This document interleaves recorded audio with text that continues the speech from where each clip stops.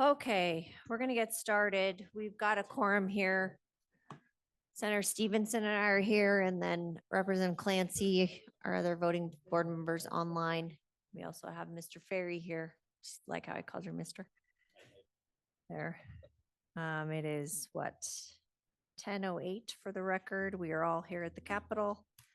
Some of us are online. We anticipate about 10:30, maybe a little bit later, we'll do public comment.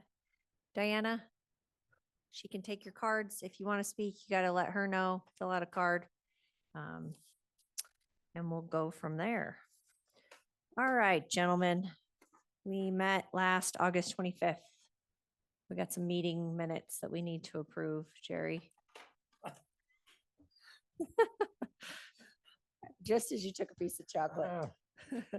A motion to approve the minutes of our previous meeting, August 25th, 2025. Thank you very much. Representative Clancy, can I get a second from you on those meeting minutes? Seconded. Thank you. All those in favor, please say aye. Aye. Aye. All righty. It's great. Ben, let's go to you. Give us an executive director report, a snappy one today.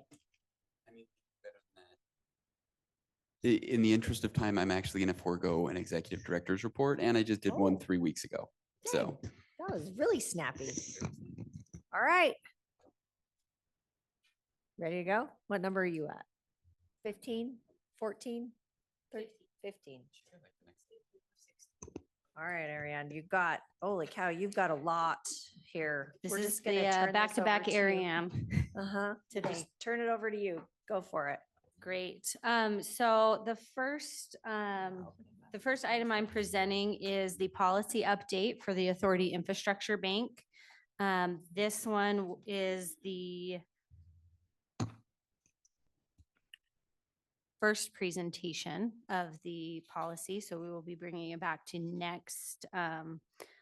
next board meeting for approval. There's been some minor modifications just to how loan terms approvals are, collection, or adding language regarding collections, defaults, and write-offs, and updating the hyperlink, and then standardizing some code references. So just some cleanup on that. We'll bring another version next month that we may have a few modifications on. But that's, to make sure that we've got a policy in place as we're preparing documents to take to the AIB loan committee. Any questions on that? Okay, I'll jump to our next presentation item. See if my screen pops up. Okay, so I am presenting the contract for the Financial Municipal Advisor Services. We are requesting board approval for a contract with Zions Public Finance. We went through a competitive RFP process and were able to select them as our municipal advisor moving forward. And this contract is set up to be such that the port will only pay for these services if a bond is issued. That's kind of the standard practice when it comes to municipal advisors. We also ran this municipal advisor RFP so that any of the public infrastructure districts that are within our project areas or associated with us can also adopt them as municipal advisors. So that will help streamline and as we're coming into our project areas. And this is a 2-year contract with a 3-year or 3 optional 1-year extensions. And I just want to note that we have Alex and Jonathan from Zions Bank in the audience as well here today. Any questions or comments on that contract? Anyone on the board? Tyler, you good? Okay. Yes. Keep going. Okay. The next one is a presentation of our financial statements. It's a quarterly presentation we do. Now I lost track of my screen. Sorry.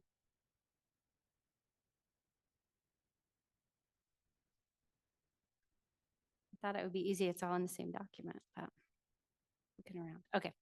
So this was previously shared with our board, but we've got a copy of our draft June 30th financial statement here. We are currently actually working with the state auditor's office to go through our fiscal year-end audit.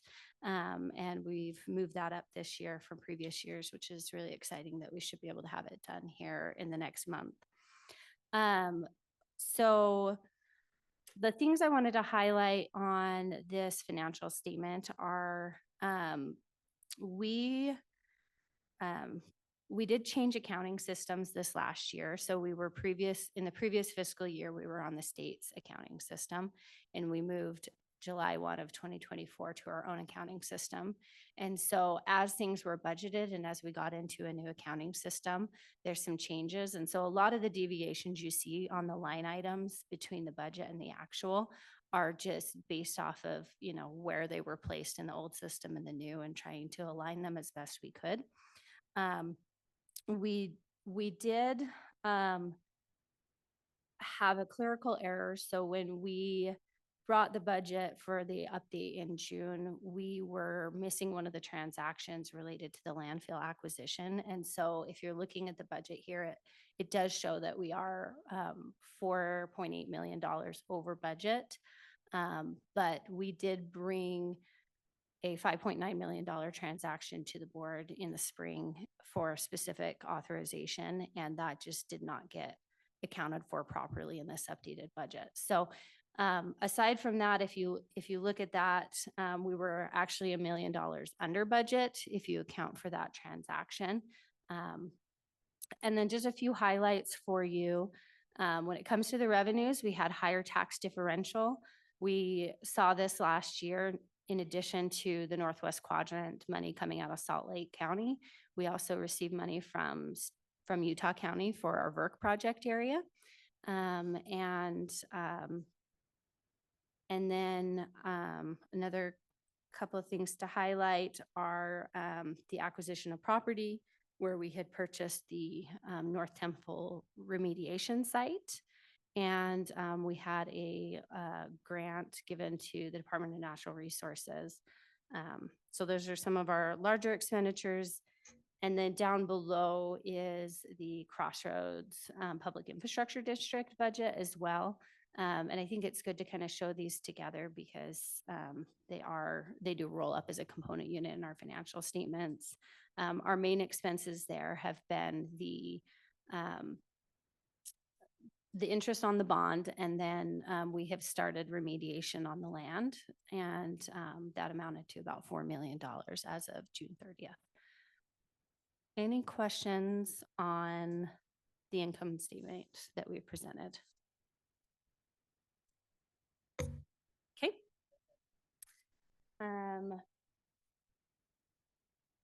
Moving to our next item.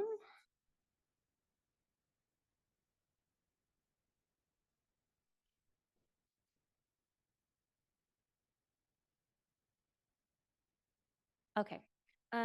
We are bringing today from the Authority Infrastructure Bank an extension for the Zenith Bollinger loan that's out in our Tooele County project area. Previously, when we look at extensions, we had just managed those with state finance, but we worked with our legal counsel and determined that those really should be brought back to the board when we're extending loan terms based on statute. So we took this to the Authority Infrastructure Bank Loan Committee on Monday, and they recommended that we bring it to the Inland Port Board. So we're asking for, this particular loan was $4.8 million, and it was executed in May of 2024. It was intended to be paid off in May of 2025. We had worked with them on a initial extension for 60 days. And this extension we're seeking is through October 31st. The delays aren't due to anything with the project itself. It has to do with financing and some of the delays that came about with us waiting on the lawsuit that was just dismissed. So we're seeking that extension. They're working actively to get their permanent financing and their bond to market. hoping to get that out here early October. So they should have the funds to pay off when we get to the end of October. Any questions on this extension? Okay. I'll provide that later. Let's see. Okay, the next thing that you have in here is the updated trigger resolution for the Skyline Corridor information. And that is a couple parcels in Ephraim and Manti that are related to some to a hotel and a dollar store that have come into that have been built, and they'd like to get those triggered in this current project or in this current tax year. So any questions on that trigger resolution? Okay. With that, I think I'm done with my items for a minute. Okay. Stephen, I think you're up. Wasatch Front Regional Council and UDOT Transportation Study. Are you presenting alone or are they here as well? Okay, very good. Let me turn you on. There you go. Thank you. Good morning. So we're here, we want to discuss potentially a joint funding agreement with UDOT and UIPA, as well as WFRC, Wasatch Front Regional Council, to look at a transportation study in the Northwest Quadrant. We're still working on the scope of this, but I'll say this is not the entire Northwest Quadrant. This is a very specific area that we want to look at, understand priorities, needs, timelines based on growth. In particular, we have an interest in 7200 West, given its importance to the North Temple remediation area. So that will be a focus of this scope of the study. I think the members of the board probably understand this, but just for the public at large, Wasatch Front Regional Council is the designated metropolitan planning organization for the Wasatch Front region. They're the most appropriate organization really to lead out in both the procurement of the vendor for this and overseeing as the primary for the agreement as we move forward with the study. What we would look to do is jointly fund this with UDOT and UIPA being the primary funders for that. We're asking to get approval to offer up to $150,000 for planning services as part of UIPA's contribution. And we're expecting the study to go about 9 to 12 months. So that's really it in a nutshell. I'd be happy to answer any questions. Of course. You know, this, we've been working on this for quite a while, or some of us have, and this has got implications, not just for what we want to do out on 7200, but for what's going on, for instance, at the state prison. This would give us another access or a better access in and out of there. And then also there's private developers.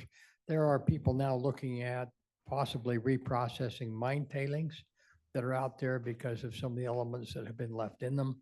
And this is probably a project that's maybe a little behind its time, but I'm glad we can help move this thing forward. Thank you. Absolutely. Thank you, Senator. Thanks, Stephen. You're welcome. Appreciate Thank it. you.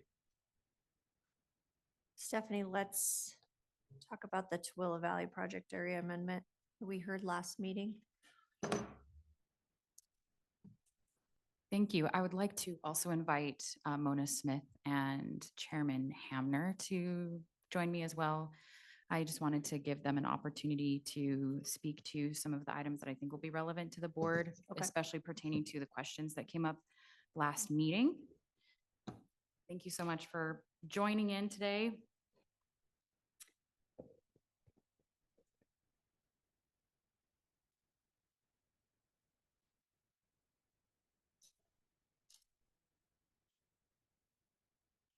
So as we discussed last meeting, the Tooele Valley Amendment will be adding 342 new acres to the project area boundary.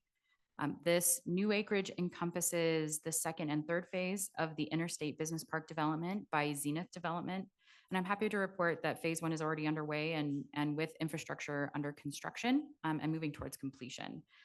I wanted to address some of the concerns made by the board members in our initial presentation last month. And I want to start by adding some background to the acquisition of this new acreage by the Zenith Group. This orange area in the slide here was the desired acquisition by the Zenith Group to get some crucial right-of-way access to that I-80 interchange to their site. When they were in negotiations with Morton Salt for the acquisition of that property, Morton Salt required in that acquisition that they also acquire an additional 600 acres outlined in this blue shape on the map. This acreage is not being incorporated into the project area, but will be adjacent to our project area. And this area is largely undevelopable wetland area. And so when we brought this amendment to the county council requested that they approve the amendment on two conditions. The first condition being that the Zenith Group put this additional 600 acres into some sort of conservation, as well as the inland port update our wetland policy from a 1% of the differential going towards wetlands to 3% of the differential going towards wetlands. Just for clarification, Stephanie, we're talking about the blue area right We're now. talking about the blue area. Okay. The blue area, as I mentioned, will not be included in our amendment. We are only including the areas of Orange. this site that can be developed Right. or mitigated. There will be existing wetland assets inside our project area boundaries. And I would actually like to turn some time over to Mona Smith to speak to the due diligence that has already been done on those wetlands within our project area boundaries and the process moving forward of how those will get appropriately delineated. Oh, we're on. Okay, perfect. So per Army Corps regulations, updated delineations for the wetlands in both the original and the amended areas of this project area have been completed in 2023 and 2024. Recently, the landowners worked with the Corps to design a wetland crossing that would not significantly impede or impact the natural flow of water to the Great Salt Lake.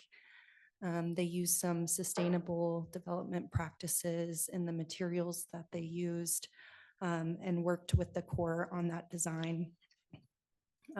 With this recent acquisition of the undevelopable area, the area in blue, the landowners, as Stephanie mentioned, have pledged to protect these wetlands with a commitment to determine the best approach to do so within the next 12 months. And then additionally, again, as Stephanie mentioned, per the county's request, we are upping the designation of tax differential for wetland mitigation from 1% to 3%, which can go towards mitigating wetland resources that exist in the project area, but also for those adjacent 600 acres of wetlands to the north. So happy to answer any questions, and I appreciate all of the resources that the landowners have shared on their delineation studies. So thank you. Thanks, Mona. And then I would also like to turn the time over to Chairman Hamner to speak to what the county would like to see happen with this new addition to the project area boundaries. Thank you. And thank you for your invitation, having me here. I appreciate it. Stephanie's been wonderful and patient with us. When this was brought up to us and they said that they did not want to build on this or use this, but it was required that they purchase this if they purchased the other land. We gave them a couple options, tried to make it very broad that they could be able to utilize, One is a preservation wetland, put it in the preservation where they do, and a year to report back where habitat can continue to grow and to mature there, or a wetland bank. We gave those two options and said, whichever ones that you guys are able to engineer and look at and then come back and report within a year. That's the desire of the council, to keep those in their format and keep the habitat thriving in those areas, whatever that may be. Okay. Commissioner Hamner, will you just tell the audience online who you are, just so we. I thought you could look at my face and no, I I'm just can, kidding. but I don't know that they can from that far away. So just. Thank you. just I'm let them know. Councilman Hamner, Tooele County Council Chairman. Thank you. Anything else, Stephanie? I think that was all we wanted to bring up. We wanted to make sure we can address any questions from the board. We also have representatives from Zenith Development as well, if any questions come up that are relevant to them. Any questions? Thank you for doing this. This was my question. Okay. Go ahead. Just one quick question. Does this fall into this is Tooele County, but does this fall into the boundaries of Grantsville? No. Okay. You answered the questions that I had last month that gave me a little bit of pause on this. So appreciate that and appreciate the delineation, and obviously a lot of expectation, Mr. Zenith, on your end of the bargain as we continue to look at this project and continue to move forward with this project. So thank you. Thank you, guys. Thank you. All right, Ariane, let's turn you back on. You're up again. This one just dovetails off of what Stephanie just presented with the amendment of the Tooele Valley project area. We also need to amend the annexation boundaries on the public infrastructure district. And that's also inclusive of the tax sharing agreement. So if the board moves forward and adopts this resolution, then it will go before the public infrastructure district board as Right. well to adopt it. Okay, very good. All righty, we are at 10:30 on the mark. Well done, everyone. We're going to open it up to public comment. Diana, anything from you? Nothing in person? Okay, do we have anybody online that would like to speak?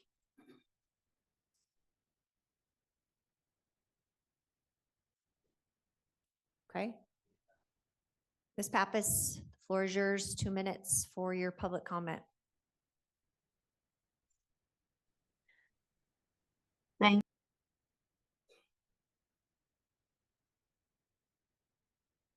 Katie, you can begin anytime now.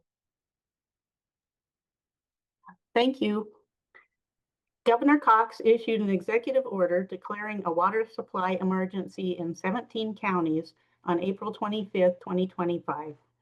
Almost all of those counties include inland port project areas. Most areas of the state have no unappropriated water available for new development. It must be acquired from other users.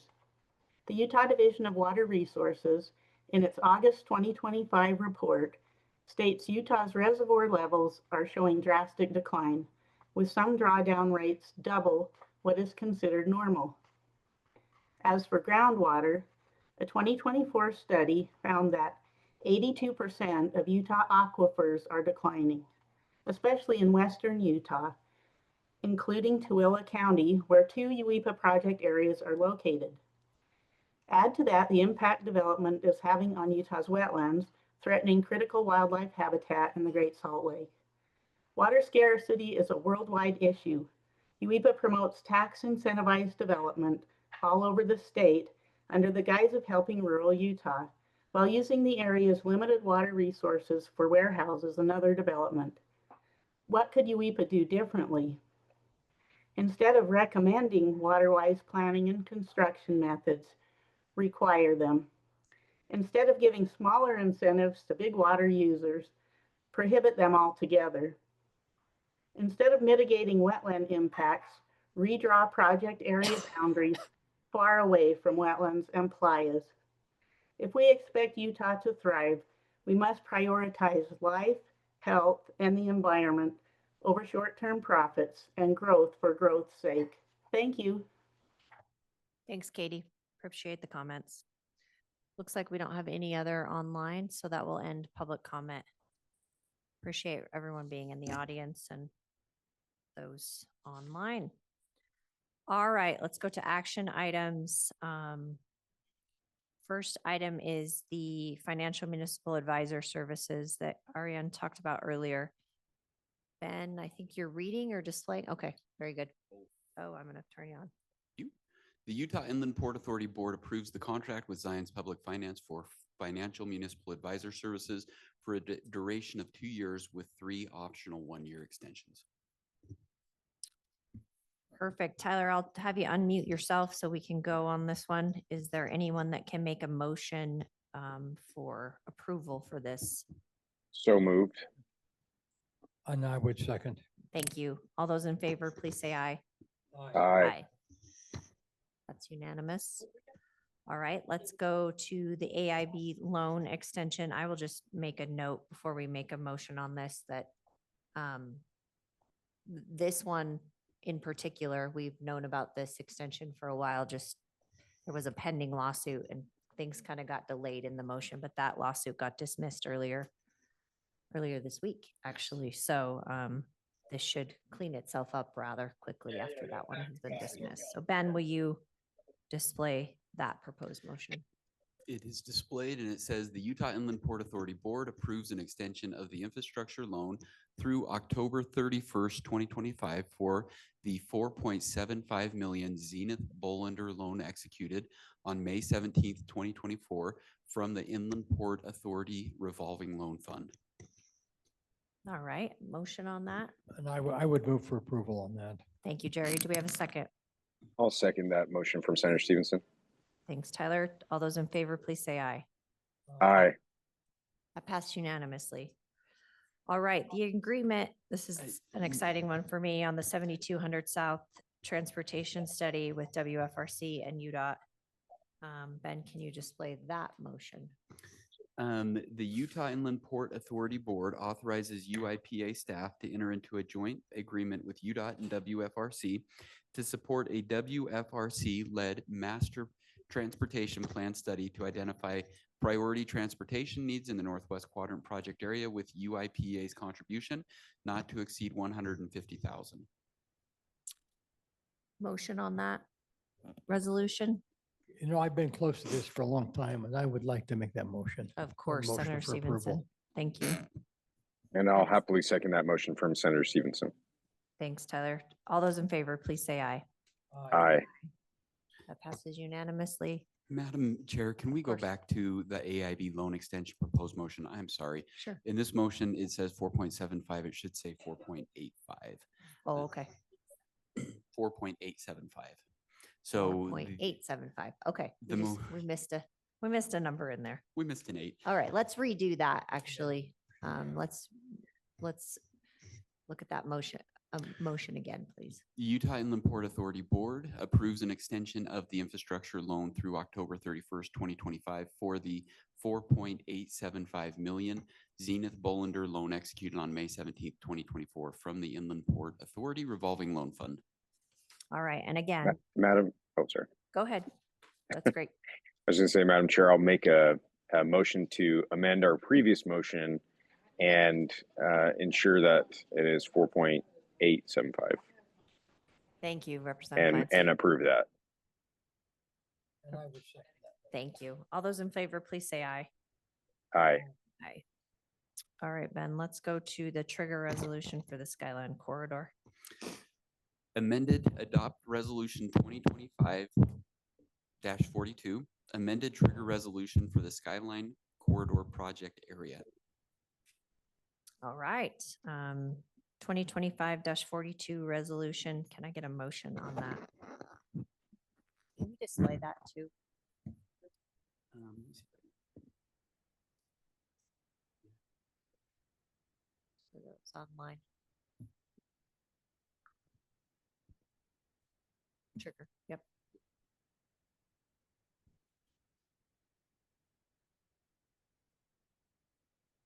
We're missing Larry today, so We are, and Larry's we're on his really, way. we're really missing him.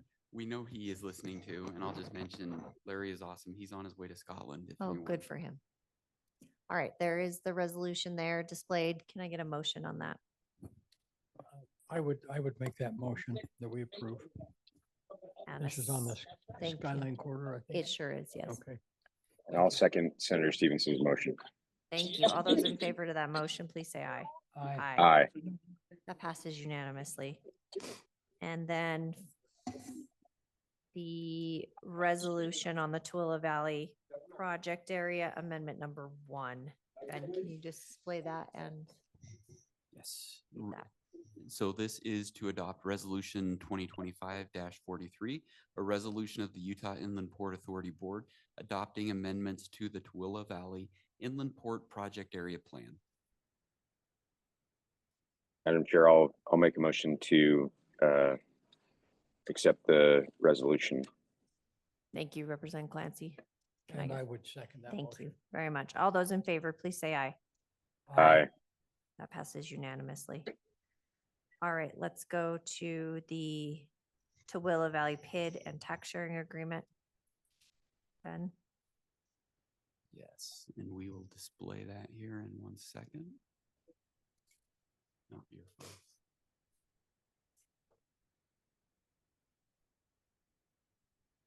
There we go.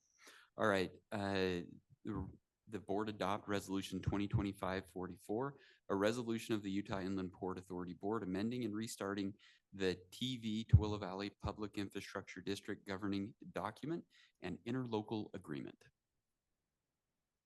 thank you.